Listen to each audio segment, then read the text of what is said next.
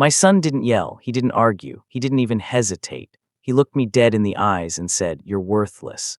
Then he grabbed my jacket, opened the front door, and kicked me out of the house I paid for. 2 days later, I watched him laugh online, celebrating a new investor in the company I built from scratch. And that's when I did something he never saw coming. Because 48 hours after he kicked me out, I sold the one thing he thought he controlled forever.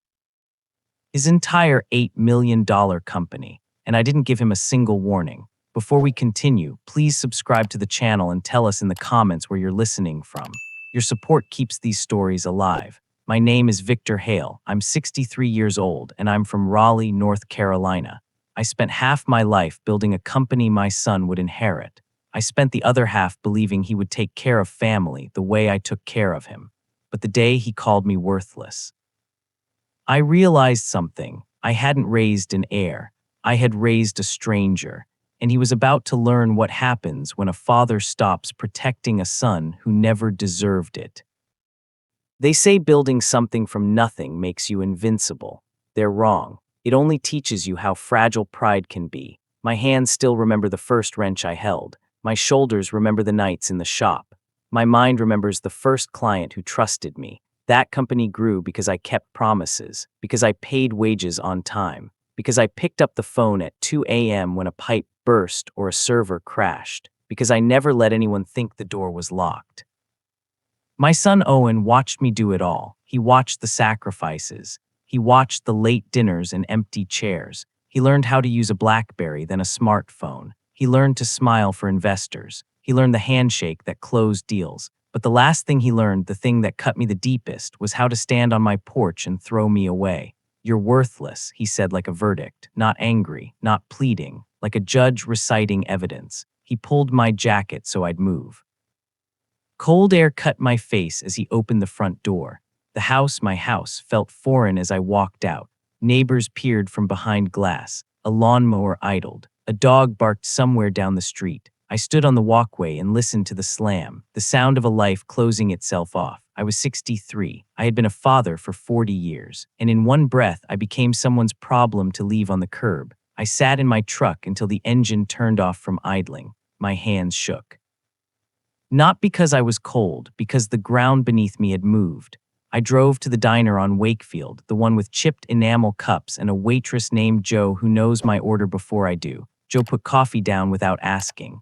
"You okay, Victor?" she asked. Her voice was soft like a bandage.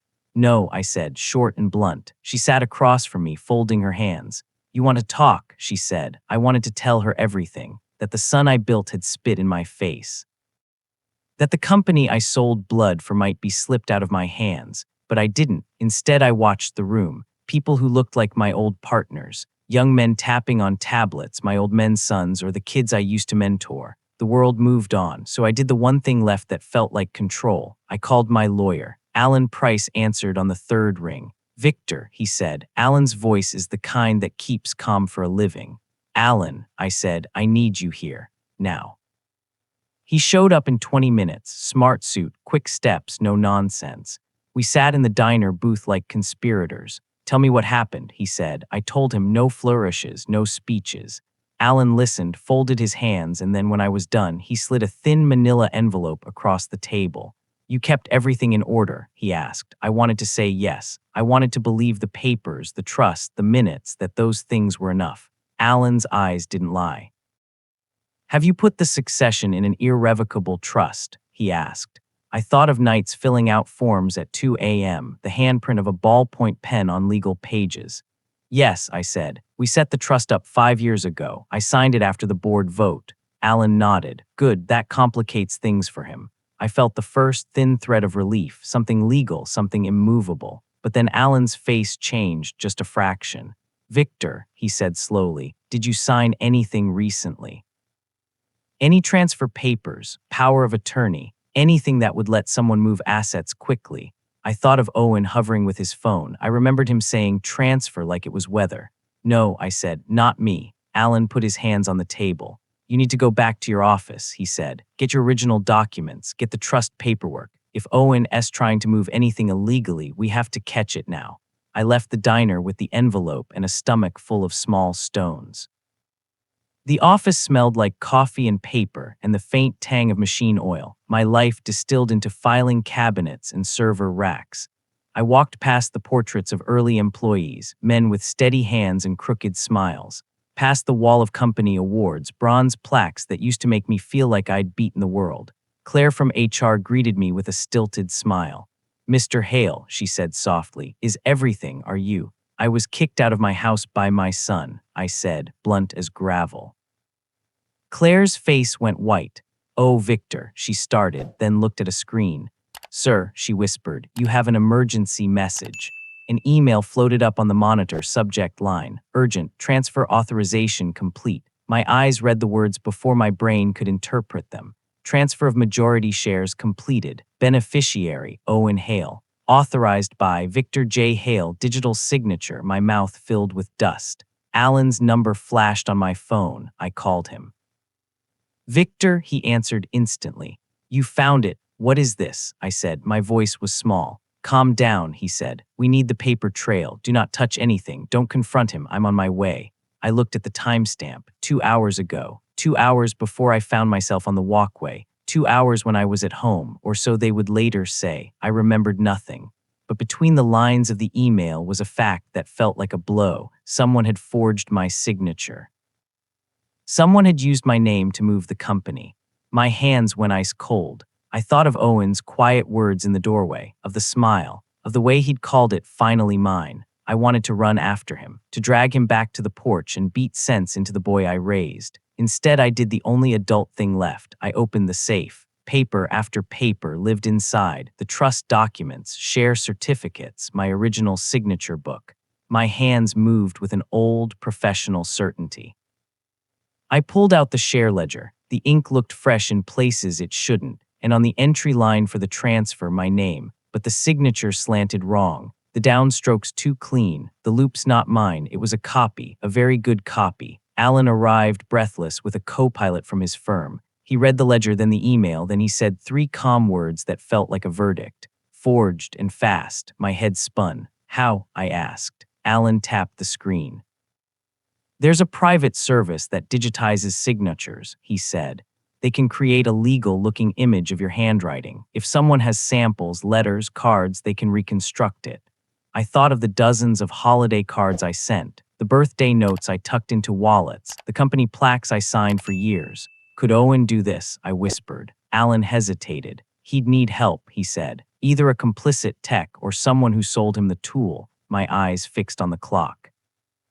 It read 11:52 a.m. If the transfer timestamp was 2 hours earlier, it meant the work was done at about 9:52. I tried to remember. I failed. A hollow feeling opened up inside my chest.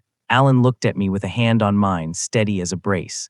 "We'll get a court injunction to freeze everything," he said. "But first, who told you to leave the house? Who told you to get out?" I thought of Owen's voice on the porch. "You did," I said. Alan's face hardened. "You did the right thing calling me," he said. "But Victor, this is bigger than your son."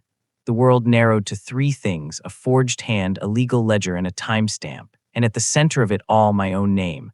I folded the manila envelope over, feeling the paper's thin comfort. Then my phone rang. Unknown number. I answered on impulse. A voice said 2 words, cold, simple. "We watched." The line cut. The screen went black. My breath stopped. Someone had been watching long before my son opened that door. And the hand that signed my name wasn't always the hand of my child. The phone call lasted barely 3 seconds. We watched, then silence, cold, biting silence. I stared at the screen even after the caller hung up. My own reflection looked older than 63, confused, betrayed, undone. Alan noticed the way my fingers shook. "Victor," he said. "Who was that?" I replayed the voice in my head, smooth, flat, unhurried. "I don't know," I whispered. But whoever it was, they sounded like they knew everything. Alan tightened his jaw. "This is no longer just a family dispute." He grabbed his briefcase and flipped it open. "We're filing an emergency injunction with the business court today. That freezes all transfers from your company for 72 hours, 3 days. Everything was 3 days lately." I felt a knot cinch behind my ribs. "What if Owen tries to move the assets before then?" I asked. Alan gave a humorless smile. "He can try, but the injunction will hold." He tapped the forged signature again. But we need evidence, real evidence, something the court can't ignore. There it was. The word evidence felt like a hand on my back, steadying me, guiding me toward the truth I didn't want to see. Owen didn't just shove me out of our home. He shoved me out of my own life. We headed to my office conference room, frosted glass walls, polished oak table, the same table where Owen once sat eating crackers while I negotiated million-dollar contracts. The irony almost broke me. Alan's assistant, Mia, set up laptops and printed logs. She was efficient, fast, all logic. "Mr. Hale," she said, "look at this." She turned her screen toward me. The digital signature that had been used on the transfer papers, it didn't just resemble my handwriting. It was my handwriting, even the small tremor I get on downstrokes when I'm tired. "Impossible," I whispered. "I didn't sign anything. I haven't written anything in days." Mia zoomed in. "The algorithm can replicate stroke patterns using samples," she said. "It needs about 50 examples." Alan shot me a look. "Victor, have you ever kept journals? Letters, notes?" My heart sank. I remembered Owen asking for my old notebooks last Christmas. "Dad, I want to make a keepsake book for your grandkids someday." He'd smiled. Warm, genuine. I had handed them over without hesitation. My entire handwriting history given to him like a gift. A weapon, I realized now. I rubbed my temples. "Alan, he planned this months ago." Alan nodded grimly. He didn't move fast, he moved quietly. He pointed to the server logs. "Look, the transfer wasn't done from your IP address. It was done from a remote terminal linked to an external network." He tapped the location. My stomach dropped. It wasn't from my house. It wasn't from Owen's condo. It was from the hospital. The place Owen insisted on driving me to. The place he visited every day. The place where my wristband, my identity, my digital presence existed. And the place where he kicked me out of his car at the entrance 2 days before any of this happened. The room went still. "Victor," Alan said softly, "your son didn't act alone." Mia pulled up another file. "There's something else," she said quietly. "A signed authorization form. At first, I thought it was another forgery. But then I saw the date, 6 months ago. My signature was real, because I remembered signing it." Owen had handed me a clipboard, smiling, saying, "Dad, this is for the annual audit, just routine." I signed without reading it. I thought it was about transparency, about due diligence. Instead, the document did something I never intended. It gave Owen limited authority to access my digital archives. Not sell, not transfer, but access. "This isn't enough to move assets," Alan said. He needed the forged signature for that. "But it gave him the handwriting samples he needed," I whispered. Mia nodded, "and the digital profile, your keystroke patterns, your signature rhythm." The entire scheme felt like a tightening noose. I leaned back, feeling every one of my 63 years.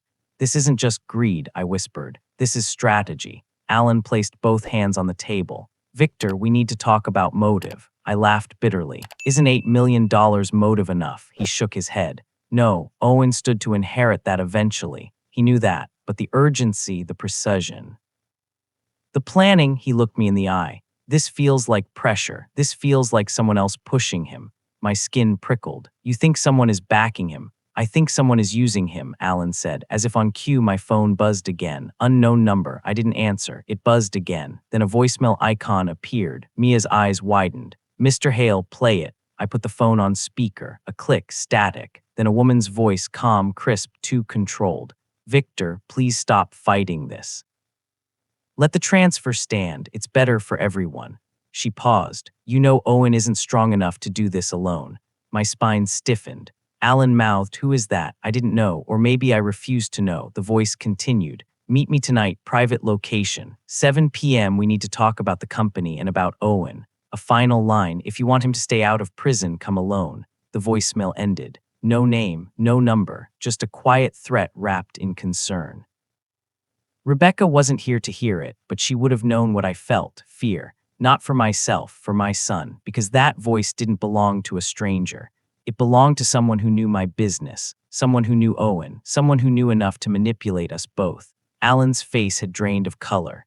"Victor," he said, "you're not going anywhere alone." But I was already standing, because something inside me had recognized the tone, not the words, the tone. The tone of someone who speaks like she owns the room. the tone of a person who had been absent for years, yet left a shadow over every one of them. A tone I had prayed I'd never hear again. Rebecca's mother, my ex-wife, Owen's biological mother. If she was back in the picture, then this wasn't about money. It was about revenge. And the boy who threw me out of my home wasn't the mastermind. He was the weapon. I grabbed my coat. Alan grabbed my arm. Victor, don't do this alone. I pulled free. I have to, I said quietly, because if she's behind this, I swallowed hard. Then everything I thought I knew about my son, my company, and my own past is about to unravel.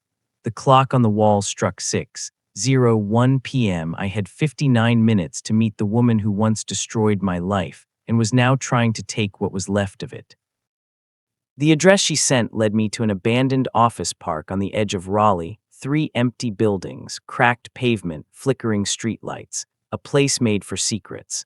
My headlights washed over peeling paint and a rusted sign that read, Briarwood Medical Complex, closed. I swallowed hard. She always did love dramatic staging. I stepped out of the truck. Cold wind curled around my coat. My breath fogged in front of me. Then I saw her. Standing under the old entryway canopy like she'd been painted there. Sienna, my ex-wife. 30 years ago, she walked out on us when Owen was 3, chasing a new life, a new love, a new self. She never looked back. Now she looked exactly the same, controlled, polished, untouched by guilt.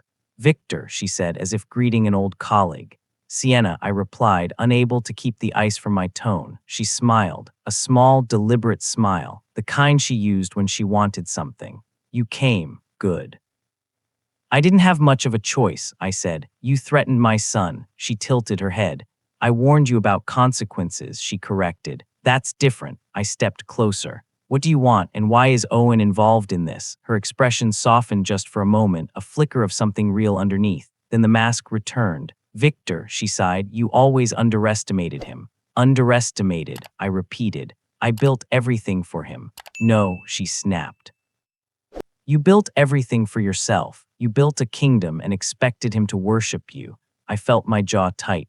Sienna, he forged my signature. He tried to take my company. He kicked me out of my own home. She didn't flinch. That's because he's finally learning what power feels like. Power, the same toxin that pulled her away decades ago. I shook my head. You manipulated him. She gave a soft laugh, crossing her arms. I didn't manipulate him. I reminded him who he is.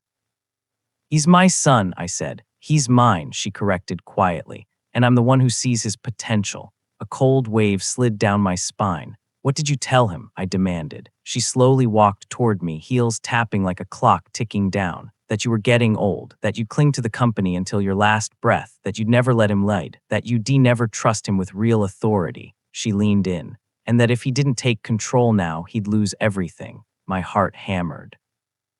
You caused this, I whispered. You engineered everything. I guided him, she said simply. He was drifting, angry, lost. You think he kicked you out because he's cruel? She stepped back, eyes sharp as glass. He kicked you out because he's terrified of being abandoned the same way I abandoned him.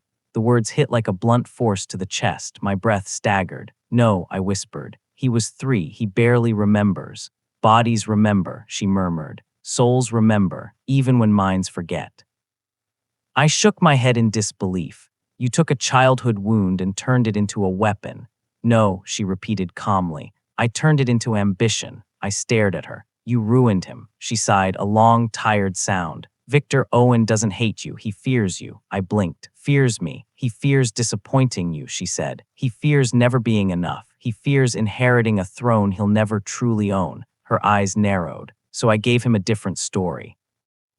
One in which he doesn't wait for your approval. One in which he takes control. I felt sick. You told him to steal from me. I told him to stop waiting to be chosen, she replied. I took a shaky breath. And the forged signature, she smiled. That was Owen. Something inside me cracked. Then who? She didn't answer at first. She glanced up at the broken hospital sign behind her. Then she said, the person who forged your signature has spent years perfecting digital identity work. Someone you once trusted. My voice barely escaped my throat. Who? Sienna stepped closer, lowering her voice. Your CFO. The night tilted. My CFO, I whispered. He was the one Owen confided in. He was the one who said the board would prefer a younger leader. He was the one who collected your handwriting samples for archival purposes. Her smile was razor thin. He's the one who contacted me. The ground felt like it shifted under my feet.